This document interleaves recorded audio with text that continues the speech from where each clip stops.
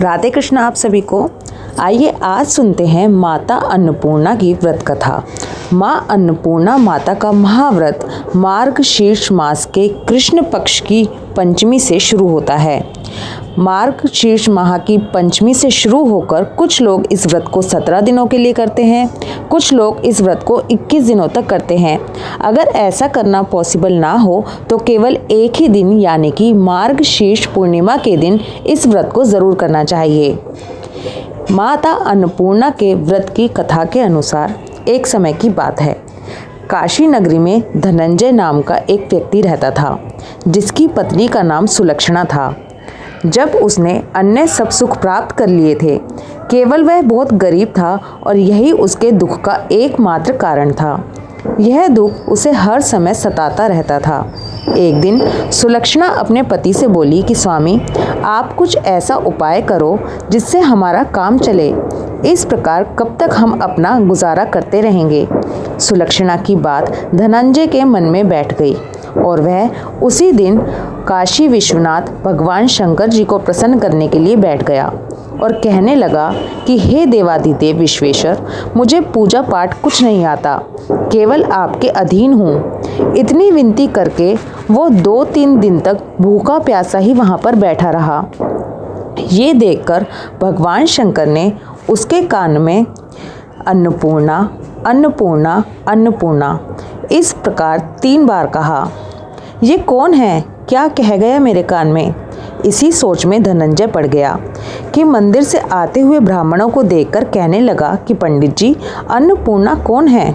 ब्राह्मणों ने कहा, अरे तू अन्न छोड़कर यहाँ बैठा हुआ है, इसलिए तुझे बस अन्न की ही बात सूझती है। जा घर जा और घर जाकर अन्न ग्रहण कर। धनंजय अपने घर आ गया। उसने अपनी पत्नी सुलक्षणा को सारी बात बताई।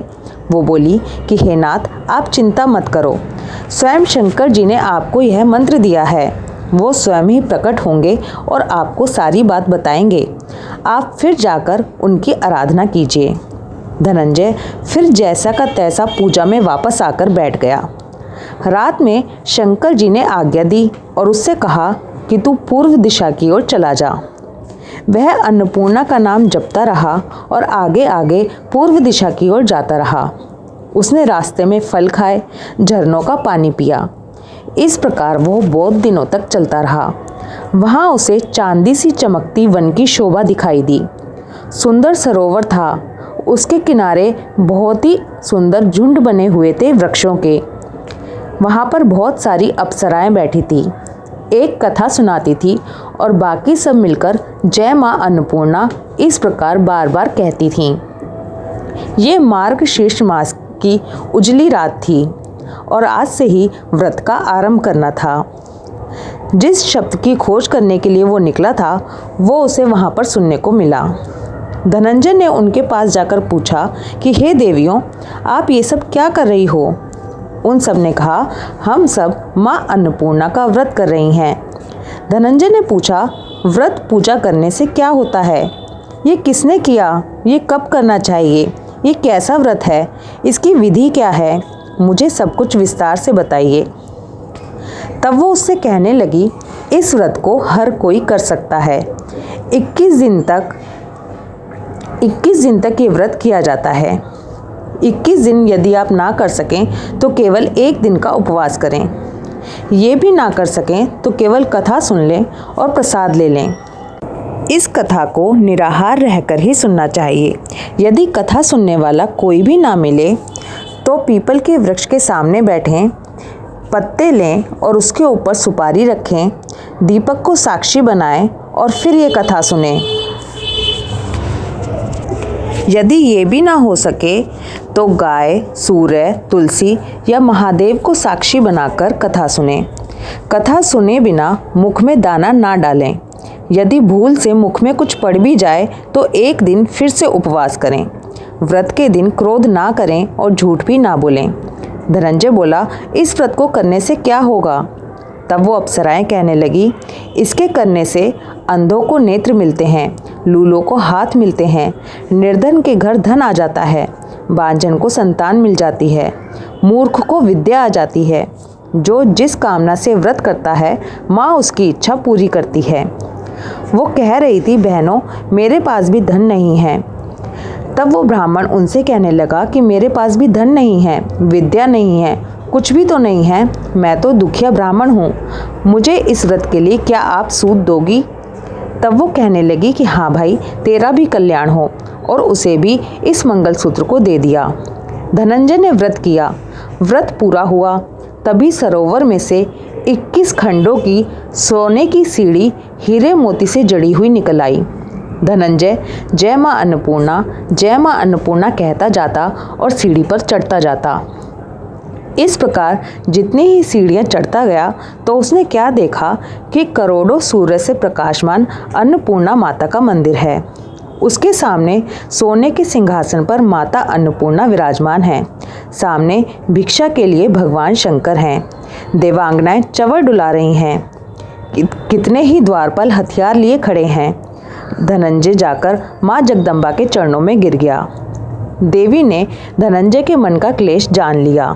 धनंजय कहने लगा, माता आप तो अंतर्यामिनी हो, आपको अपनी दशा क्या बताऊं? माता बोली, तूने मेरा व्रत किया है, जा संसार तेरा सत्कार करेगा। माता ने धनंजय की जिह्वा पर बीज मंत्र लिख दिया। अब तो उसके रोम रोम में विद्या प्रकट हो गई। इतना तो तय है कि वह काशी विश्वनाथ के मंदिर में ही खड़ा था, यानी कि जब उसे होश आया तो वो काशी विश्वनाथ के मंदिर में ही खड़ा था। माँ का आशीर्वाद लेकर धनंजय अपने घर आ गया। उसने सुलक्षणा से सब बात कही। माता जी की कृपा से उसके घर में संपत्ति उमड़ने लगी। छोटा सा घर बहुत बड़ा होने लगा। जैसे शहद के छत्ते पर मक्खियाँ भिनभिनाने लगती हैं, जमा होने लगती हैं, उसी तरह से उसके घर में सगे संबंधी इकट्ठे होने लगे और कहने लगे, इतना धन और इतना बड़ा घर, लेकिन इसमें सुंदर संतान नहीं, तो इस कमाई का भोग कौन करेगा? सुलक्षणा के संतान नहीं थी। सभी रिश्तेदार कहने लगे, सुलक्षणा से संतान नहीं हो पाई तो क्या, तुम दूसरी शादी कर लो। मन ना होते हुए भी धनंजय को दूसरा विवाह करना पड़ा और सती सी सुलक्षणा को सौतन का दुख भी भोगना पड़ा। इस प्रकार दिन बीतते गए। फिर से अगन का मास आया। नए बंधन से बंधे पति से सुलक्षणा ने कहा कि हम व्रत के प्रभाव से ही सुखी हुए हैं। माँ अन्नपूर्णा में ने ही हमें सब कुछ दिया है, इसलिए हमें इस व्रत को छोड़ना नहीं चाहिए। ये सब कुछ माता का ही आशीर्वाद है। सुलक्षणा की बात सुनकर धनंजय उसके पास गया और व्रत में बैठ गया। नई बहू को इस व्रत के बारे में कुछ भी पता नहीं था। धनंजय की वो राह देखती रही। दिन बीतते गए और व्रत पूर्ण होने में केवल 3 दिन ही बचे थे कि नई बहू को सब खबर लग गई। उसके मन में ईर्ष्या की ज्वाला भड़कने लगी। सुलक्षणा के घर वो आ गई और उसने वहाँ हंगामा मचा दिया। वो धनंजय को अपने साथ ले गई। नए घर में धनंजय को थोड़ी देर के लिए नींद आ गई। इसी समय नए बहू ने अपने पति के व्रत का सूत लिया, उसको तोड़कर आग में फेंक दिया। अब तो माता जी को क्रोध आ गया। माँ जगदम्बा के क्रोध के कारण उसके घर में आग लग गई और घर जलकर खाक हो गया। सुलक्षणा जान गई और फिर से पति को अपने घर वापस ले आई और नई बहू रूठकर अपने पिता के घर पर चली गई। पति को भगवान मानने वाली सुलक्षणा बोली, हे नाथ, घबराना नहीं, माता जी की कृपा अलौकिक है। पूत कपूत हो सकता है, लेकिन माता कुमाता नहीं हो सकती। हम फिर से श्रद्धा और भक्ति से आराधना शुरू करते हैं, वो अवश्य ही हमारा कल्याण करेंगी। धनंजय फिर से माता रानी के पीछे पड़ा। फिर से वही सीढ़ी प्रकट हुई, उसमें माँ अन्नपूर्णा कहकर वो चढ़ता गया और फिर से जाकर माँ जगदम्बा के चरणों में पड़ गया और रोने लगा।